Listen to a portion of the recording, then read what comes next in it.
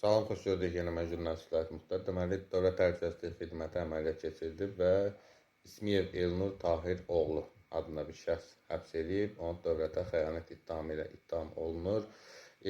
İsmiyevə qarşı Azərbaycan Cinayət Məcəlləsinin 274-cü maddəsi ilə, yəni dövlətə xəyanət maddəsi ilə yekun ittiham elan olunub. İş üzrə toplanmış materiallar baxılması üçün Bakı Ağır Cinayətlər Məhkəməsinə göndərilib iyunun 30-da, yəni dünən.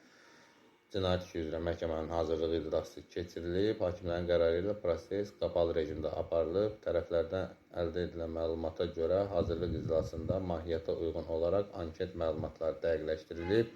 İlkin istintaq zamanı hər hansı prosesual pozuntu aşkar edilmədiyindən iş məhkəmə baxışına verilib. İttihamla sübuta yetirilərsə, İsmiyev 12 ildən 20 ilədək və ya ömürlük azadlıqdan məhkum ediləcək. Yəni, daha bir dövlətə xəyanət məsələsi gündəmə gəldi. Kanala abunə olmağı unutmayın. Sağ olun.